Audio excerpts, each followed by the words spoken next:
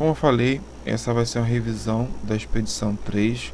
Essa expedição 3 você vai encontrar da página 84 até a página 113 e vai estar incluso nessa expedição 3 quatro percursos. E esses quatro percursos vão ser o tema do nosso simulado. Então eu peguei o tema mais essencial de cada percurso e coloquei aqui. E de cada percurso eu fiz uma questão. E eu coloquei aqui para a gente estar dando uma revisada. Tranquilo? Bom, primeiro eu quero falar sobre a ascensão dos Estados Unidos, só que em um contexto histórico. Como que os Estados Unidos se tornou a potência que ele é hoje? O que levou ele a ser tudo aquilo, o país tudo é super poderoso, tanto na área militar quanto na área econômica, na área cultural. O que leva os Estados Unidos a ter tanto poder? Um dos fatores mais importantes foi a democratização da terra lá no passado, lá na época da colonização americana. E isso se deu pelo isso aqui, ó, pelo ato de propriedade rural. Essa lei que foi instituída lá nos Estados Unidos em 1862, ela foi... que ela dizia? Ela dizia que qualquer pessoa que chegasse nos Estados Unidos e fosse para o oeste, ela teria acesso a pelo menos 160 hectares. E se ela plantasse, cultivasse durante 5 anos, aquele terreno seria dela. Ou seja, ela não teria que pagar, ela não teria que financiar nada, ela não teria que trabalhar para alguém durante um tempo e depois ter acesso à terra, não. Ela simplesmente iria para o oeste e lá no oeste ela ganharia esse pedaço de terra se ela cultivasse durante 5 anos. Aí se ela cultivasse só durante 4 anos e meio, não ganhava, tinha que ser 5 anos cultivando a terra para ter direito à terra. Aí depois que ela cultivou e ganhou a propriedade de fato, então a propriedade ficou para sempre com ela. E isso ajudou o que? Na democratização. Por quê? Primeiro, qualquer pessoa, qualquer trabalhador tinha acesso à terra desde que ele cultivasse. Qualquer migrante que viesse, principalmente da Europa, e foram os irlandeses e os ingleses, os principais imigrantes que foram para os Estados Unidos, eles tiveram acesso à terra. Isso fortaleceu o mercado interno, porque mais pessoas comprando e mais pessoas produzindo, acaba que girando a economia de uma forma mais rápida. E isso ajudou todo o contexto, isso foi a base para todo o contexto para os Estados Unidos formar um bom mercado interno.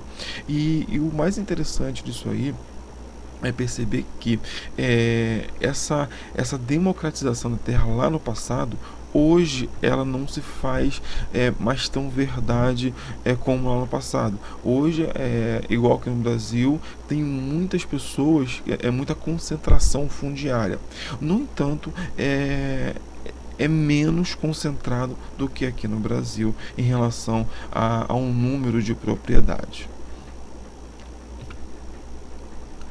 O outro ponto que eu achei bem interessante também falar sobre os Estados Unidos foi a política intervencionista que eles possuem em outros países.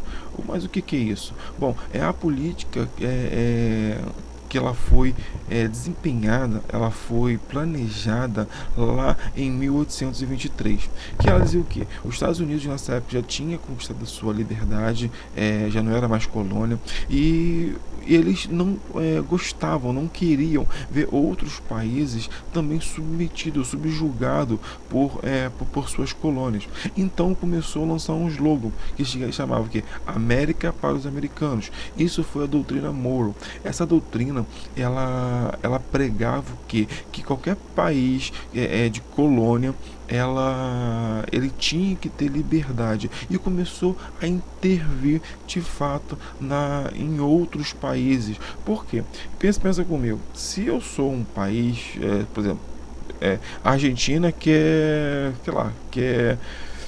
virar comunista. Pô, cara, o que eu vou influenciar? O que eu tem a ver com a política argentina. Só que os Estados Unidos não. Os Estados Unidos pensava que se afetou um país da América, também afetava os outros países. Hoje, essa doutrina Monroe ela foi subvertida.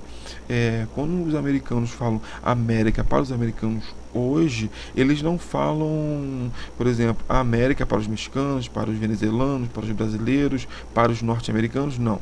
Hoje a América é para os norte-americanos, é para eles. Hoje eles veem a América como um todo como se fosse deles, como se fosse um grande quintal deles, onde eles podem fazer o que eles quiserem, o que eles bem entendem, com qualquer outro país. O maior exemplo disso é Bolívia. Não, perdi, mentira. Venezuela. Porque a Venezuela, ela tem um grande reservatório de petróleo. E ela não quer vender para os Estados Unidos. Então o que os Estados Unidos fez?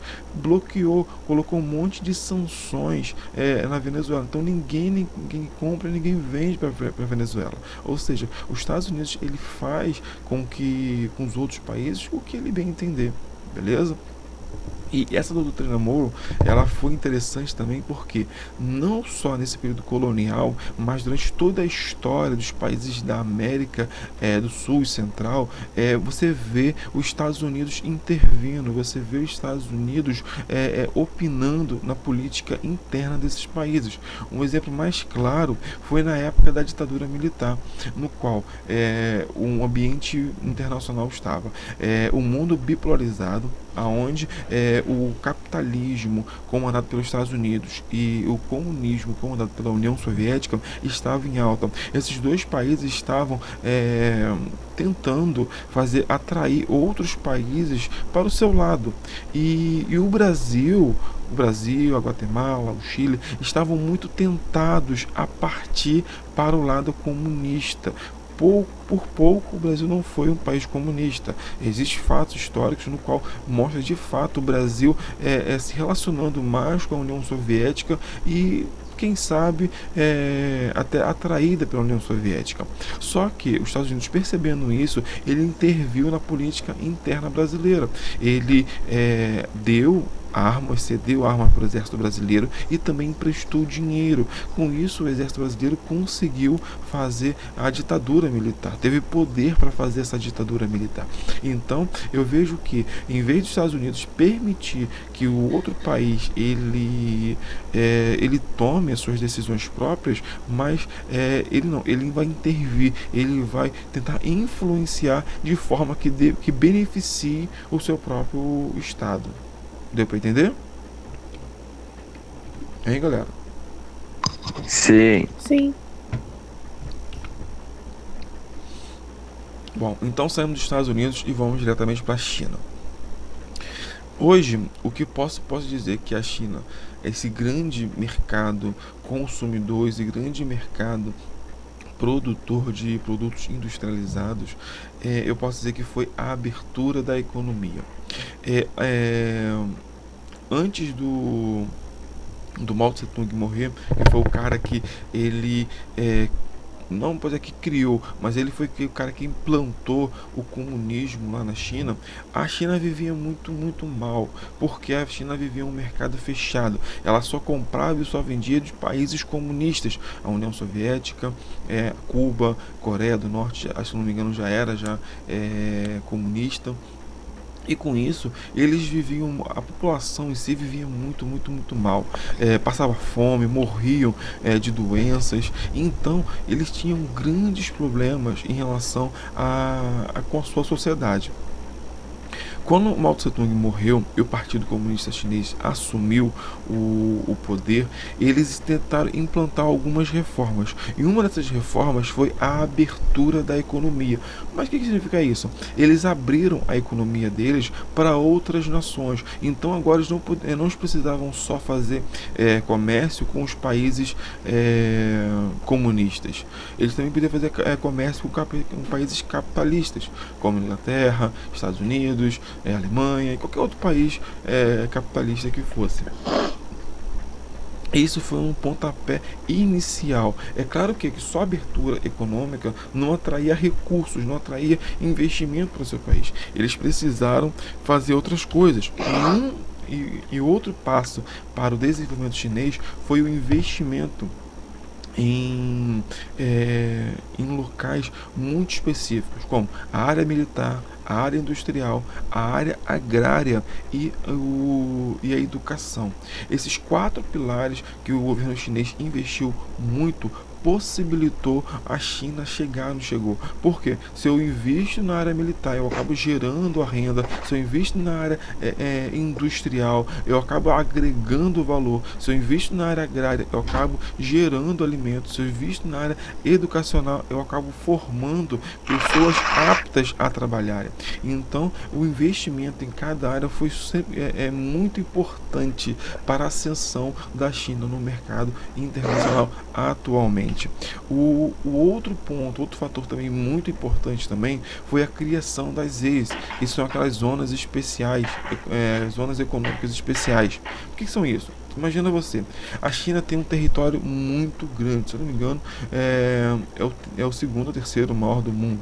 É o segundo, se eu não me engano. Em extensão territorial.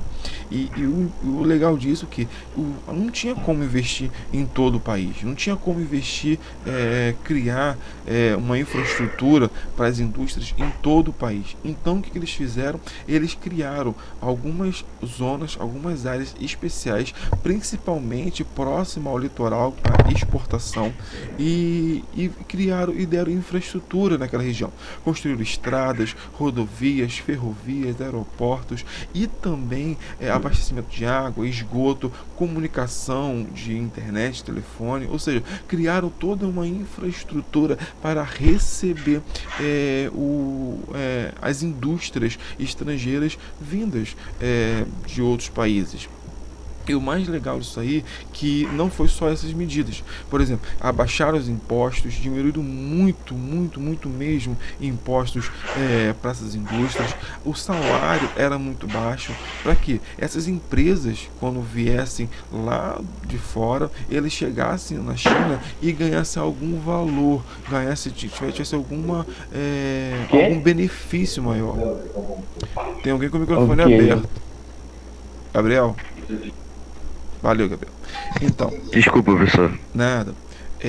Então, eu tenho que essas empresas, essas indústrias, elas precisavam ver na China algum benefício. Então, se essa indústria ela estava em algum outro país, onde o imposto era caro, a mão de obra era muito valorizada, as leis trabalhistas eram muito duras. Então, era vantajoso para essas indústrias migrarem as suas fábricas para a China. Por quê? Lá os impostos eram muito baixos, os salários então eram mais baixos ainda, as leis trabalhistas praticamente não existiam, trabalhava crianças, mulheres, idosos, não se importavam com o horário, eles simplesmente trabalhava, simplesmente fazia aquilo que era para fazer e com salários muito baixos. E com isso as fábricas, as indústrias tinham lucros muito maiores do que se a indústria tivesse no seu país de origem.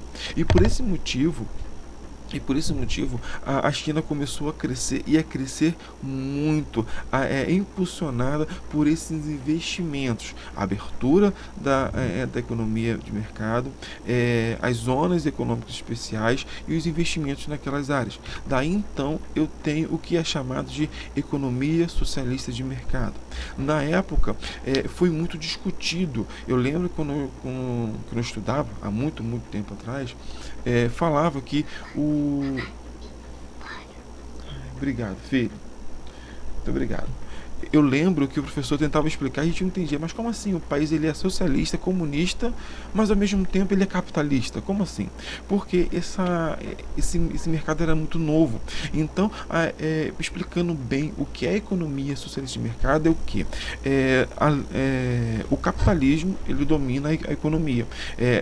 Uma forte presença de empresas, de indústrias capitalistas, onde eles têm liberdade para fazer muitas coisas. No entanto, o Estado Estado ainda detém um grande poder, uma centralização do poder, aonde o que é produzido, onde é produzido, o Estado ele opina e muitas das vezes impõe a sua vontade. Para ter uma ideia, não existe televisão sem ser do Estado lá na China. Tudo que passa na televisão, na internet, no cinema, tudo é controlado pelo governo chinês. Por quê? Por conta dessa centralização do poder que o governo chinês impõe sobre o seu país. Deu para entender? Hein, galera? Deu. Deu? Mais ou menos. Mais ou menos. O que ficou obscuro aí sobre a ascensão da China, Gabriel? Esse negócio de capitalismo, socialismo e comunista junto. Sim, realmente, como eu falei com você, é bem confuso. Porque imagina você, como que eu posso misturar os dois? E a China ela conseguiu. Porque em seu governo, ele é um país socialista, um país comunista, no qual existe uma ditadura, existe um governo onde ele detém todo o poder, tudo que diz respeito à imprensa, à economia, à política, ao social, tudo passa pelo governo, o governo tem controle de tudo. No entanto, a área econômica, eles possuem uma liberdade de capital estrangeiro entrar na China e ter a liberdade de se moldar da forma que quiser. Por exemplo, empresas como Nike, Adidas, quem mais? Samsung, a própria Apple, ela está presente lá no território chinês e acaba fazendo da sua empresa o que bem entender, sem dar satisfação à China, e acaba lucrando e com os impostos acaba dando esse valor para a China. Então é uma mistura muito, muito dinâmica e única da China. Nenhum outro país conseguiu ou consegue ou pretende também, né, implementar uma economia dessa forma, uma política dessa forma, no qual de um lado ele é totalmente socialista e uma ditadura, posso falar assim, e do outro lado um capitalismo muito agressivo, no qual até a população em si é incentivada ao consumismo. Então é algo totalmente antagônico, mas é algo que existe e é praticado na China atual. Consegui esclarecer você ou não? Sim, Ou só prejudiquei mais? esclareceu. Valeu, então. Vamos lá.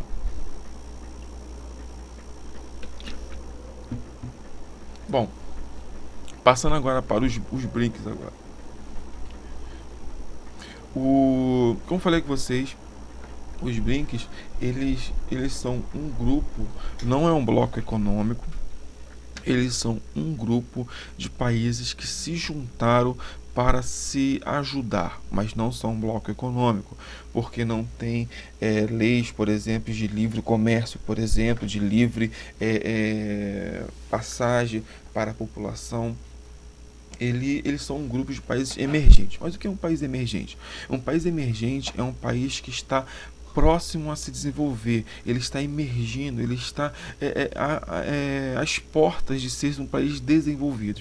No entanto, por algum motivo, e a gente vai ver que esse motivo é a área social, esses países eles não são considerados países desenvolvidos, porque até mesmo são países mais ricos que muitos países desenvolvidos. Se eu não me engano, só a África do Sul aqui, que é um país mais pobre, mas os quatro aqui de cima são países muito ricos, estão entre os 20 países mais ricos do mundo. Países como Luxemburgo, Suécia, Suíça, Finlândia, todos esses países são mais pobres, são menos ricos do que esses quatro aqui. Então, como que esses países são considerados países desenvolvidos e esses aqui não? Então, por esse motivo, por isso, esses países criaram um grupo deles de ajuda para tentar se desvincular desses países centrais, desses países desenvolvidos.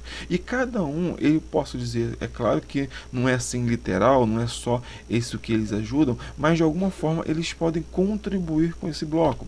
E eu posso dizer o quê? Que o Brasil ele pode contribuir com a parte de alimentos. O Brasil se destaca nesse grupo pela produção de alimentos. O Brasil é um dos maiores produtores de alimentos do mundo. Soja, carne bovina, carne suína, café, laranja, cana-de-açúcar. Ou seja, o Brasil ele produz e produz muito. Então o Brasil um produto que se destaca nesse grupo seria a produção de alimentos.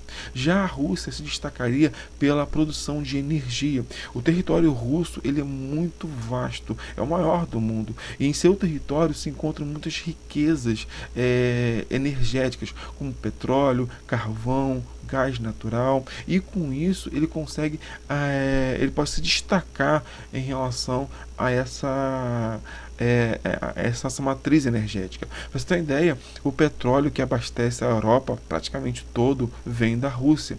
Então a Rússia tem um grande potencial energético. A Índia, segundo a população maior do mundo, alguns cientistas já apontam que em 50, 40 anos a Índia vai ultrapassar a China em número de habitantes ou seja, ele tem um grande mercado. E o bom da Índia é que eles falam inglês também por conta da sua colonização.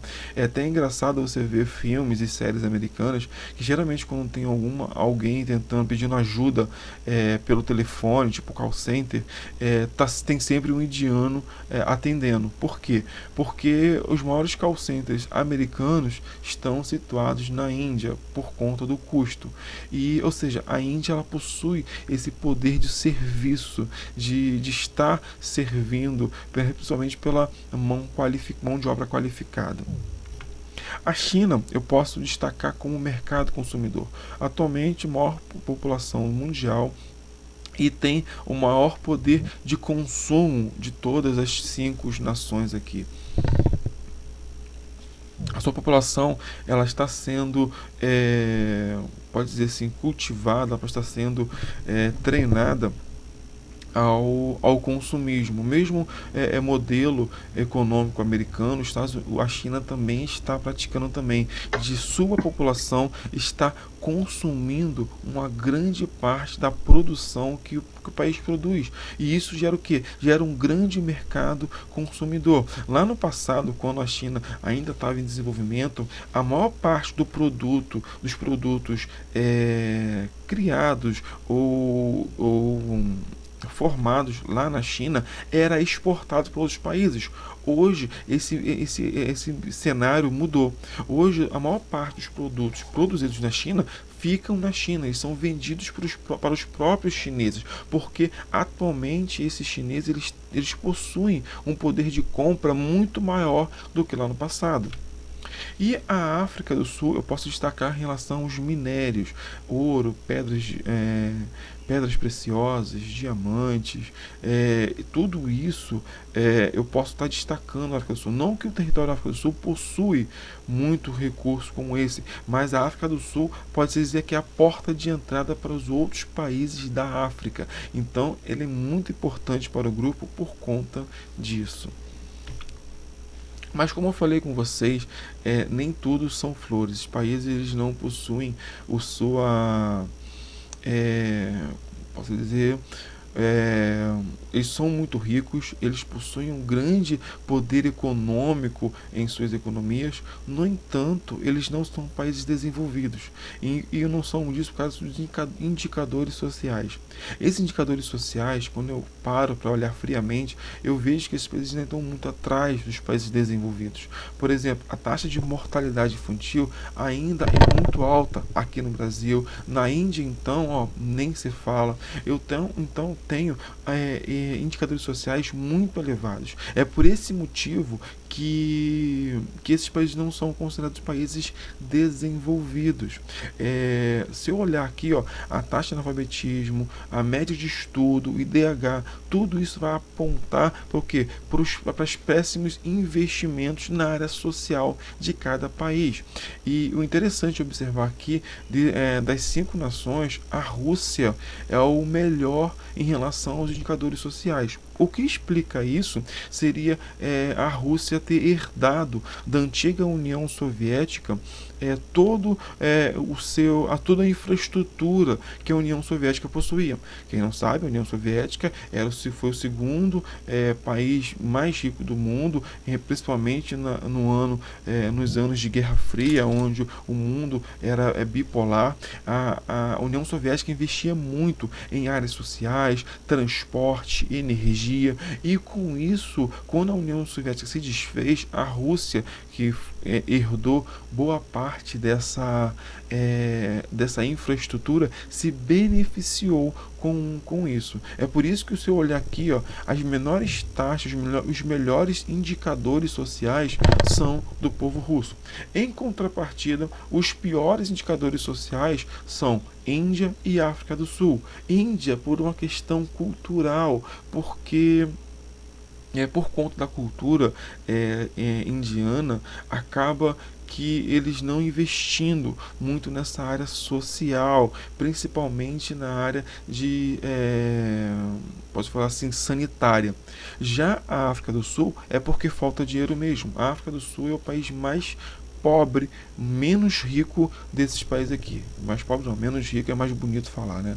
O país menos rico desse grupo. Então, acaba faltando dinheiro para investir em áreas sociais. Aqui eu tenho algumas fotos desses ambientes. Essa foto aqui é na Índia. Olha como a população vive, boa parte da população vive na Índia. É comum ver em rios, você andando em estradas, boi, vaca mortas, onde ninguém toca, porque lá esse animal é sagrado, então eles não podem, o animal pode fazer o que quiser e eles não podem tocar no animal. Então é muito comum você ver esses animais mortos lá, carcaça apodrecendo e ninguém tocando. Você consegue ver pessoas boiando no rio, porque eles acreditam que o rio é sagrado. Então, se ela colocar o corpo da pessoa no rio, vai acabar que a pessoa vai ser levada lá para o céu deles lá, ou a pessoa vai voltar à vida. Então é comum você ver pessoas boiando nos rios. Então eu tenho uma cultura indiana muito propícia a esses baixos indicadores sociais.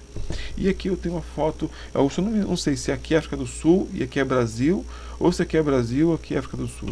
Eu não lembro de onde eu tirei essas fotos, mas são dessas áreas também, onde mostram a segregação social muito, muito grande nesses países. Alguma dúvida, galera? Não. Tô tranquilo. Nope. Não. Beleza, então vamos passando então, hein? Bom, falamos já então da ascensão da americana, da ascensão chinesa, falamos dos BRICS, agora vamos falar da indústria. Hoje, se eu e você nós queremos abrir uma empresa, uma fábrica, você consegue abrir essa fábrica, essa indústria em qualquer lugar, até mesmo na sua casa você consegue abrir. Você quer abrir quer fazer roupas, você consegue abrir uma fábrica de roupas na sua sala, desde que você não more em um condomínio que é proibido, mas você pode abrir hoje uma fábrica, uma indústria em qualquer lugar do território. A gente consegue pensar isso facilmente, mas lá no passado, principalmente no início da industrialização, não era assim. A indústria ela tinha que estar em um local bem específico, e geralmente por esse motivo ela estava concentrada, primeiramente por conta da matéria-prima, que era muito complicado você transportar a matéria-prima, ou a matriz energética, na época era o carvão mineral, era muito complicado você transportar. Então, por esses motivos, todas as grandes fábricas ficavam próxima a essa matriz energética, próximo a um lugar de extração, e com isso as indústrias se aglomeravam uma próxima a outra, tentando diminuir o custo, porque elas estavam presas a essa forma de transporte. Com o passar do tempo, com essa transformação, com essa matriz energética, ela foi transformada e passou do carvão mineral para o petróleo e a eletricidade, e as indústrias tiveram tiveram mais liberdade, as indústrias puderam ficar próximas ao seu mercado consumidor. aonde as pessoas compravam, também para diminuir os custos com o transporte.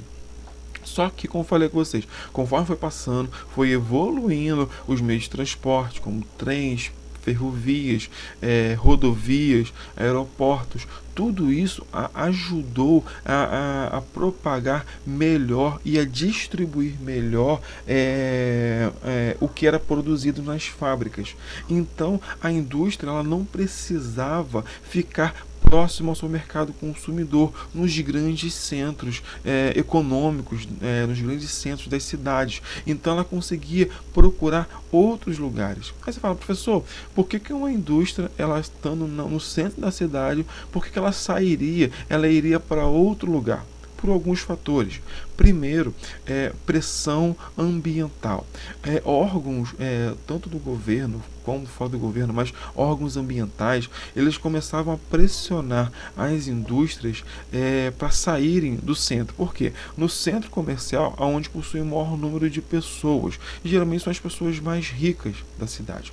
Então imagina você tá na sua casa e você vê aquela chaminé grandona daquela fábrica liberando um monte de CO2 para o meio ambiente, poluindo, contaminando, sujando a sua roupa quando você bota no varal. É horrível. Então, por esse motivo, eles acabaram sofrendo uma grande pressão ambiental de sair, porque a fábrica, quando ela produz, ela gera muita poluição, seja ela com resíduos tóxicos, seja ela com resíduos de produção, seja ela através do CO2 para a liberação da energia utilizada.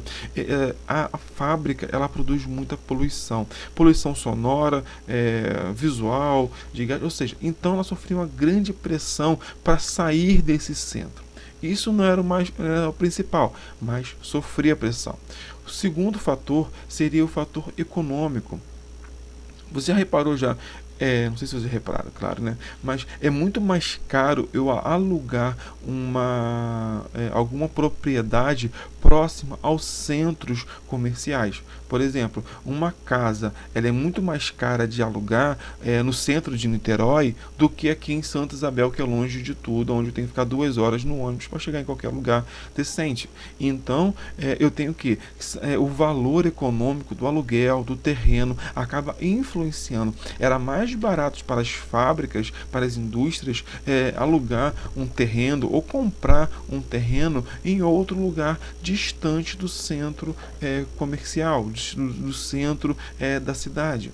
Um outro fator também que influenciou muito foi o salário, porque as pessoas que estão no centro da cidade geralmente tendem a ganhar mais do que pessoas afastadas. É por isso que até hoje pessoas enfrentam 2-3 horas de ônibus para trabalhar lá no centro do Rio, porque lá o poder econômico é maior e as pessoas ganham mais em relação a outros lugares. Então o salário sendo maior, eles tinham um custo maior. Se eles migrassem para uma área onde onde o salário era bem menor, eles iriam acabar lucrando e diminuindo os custos com isso.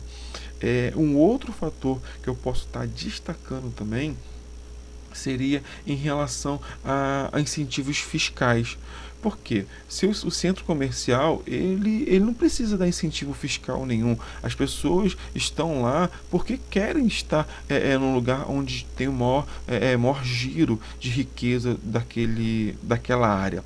Então, os outros municípios que estão em volta acabavam que dando incentivos fiscais, abaixando impostos, concedendo empréstimos para atrair essas indústrias para o seu território para gerar emprego. Então eu tenho que lá no passado, essas indústrias elas precisavam ficar concentradas em um único ponto, geralmente próximo aos grandes centros comerciais, os centros das grandes cidades. Agora não. Agora eu consigo ver uma indústria que está lá no Nordeste, ela produzir lá e ela através de navios ou através de ferrovias ou até de estradas mesmo, ela conseguir vender para o Brasil todo. É muito prático. Hoje quem não compra pela internet, hoje a gente consegue comprar muito com lojas de São Paulo, lojas de lá de Manaus, lojas do Nordeste, e a gente consegue comprar e com a facilidade de entrega na nossa casa, o que no passado não tinha. Então todos esses fatores possibilitaram a descentralização das indústrias no nosso território. Ok? Todo mundo entendeu essa parte aí? Ok. Sim. Beleza, então, vamos lá. E então eu posso dizer o quê? Que eu olhando para o território brasileiro, eu ainda percebo hoje, eu consigo perceber essa descentralização já das indústrias no território brasileiro. Mas ainda hoje eu consigo perceber que São Paulo e Rio de Janeiro, esses dois estados, eles concentram o maior número de indústrias do Brasil. E se eu perguntasse a vocês, que fato explica isso? Hein, galera? O que explica esse fato da indústria tanto estar concentrada mais em São Paulo e Rio de Janeiro? Hein, vamos lá? Alguém? Alguém corajoso? Todo mundo covarde aí, gente? Que isso? São Paulo? Eles são Oi? metrópoles? Não entendi? Eles são as metrópoles? São Paulo. Aí vem a pergunta, eles são as metrópoles porque tem muita indústria ou eles têm muita indústria porque eles são a metrópole? Bom, o que eu posso dizer é o quê? Que São Paulo e Rio de Janeiro, eles têm essa grande concentração de indústrias atualmente por uma questão histórica. Se eu olhar os principais ciclos econômicos do Brasil, eles ocorreram aqui na região sudeste. Eu tive a cana-de-açúcar, eu tive a mineração em Minas Gerais, que o ouro estava em Minas Gerais, mas quem se beneficiava mais era São Paulo e Rio de Janeiro por conta do escoamento, por investimento nos portos. Então, tanto no Porto de Santos quanto no Porto do Rio de Janeiro, para levar esse ouro para Portugal.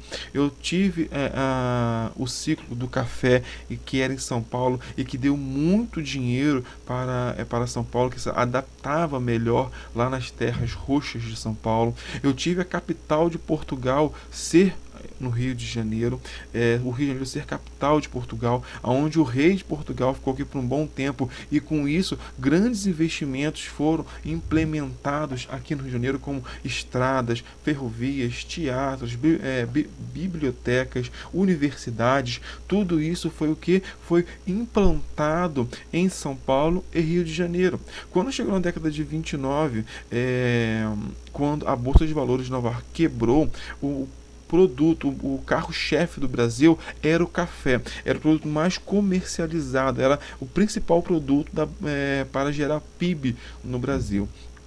Como ninguém no mundo, eles não tinham dinheiro mais para comprar café, e o Brasil estava queimando café para poder os preços não caírem. O governo estava comprando grandes porções de café e ele não tinha mais o que fazer, estava um grande caos. Então a população pensou, bom, o que eu posso fazer para investir em outra coisa? Porque o café ninguém está comprando, porque está todo mundo pobre. O que está dando certo nos outros países? E perceberam que os países industrializados foram os países que menos sofreram um impacto econômico com a Bolsa de Valores. O mundo inteiro sentiu, mas os países industrializados se recuperaram mais rapidamente.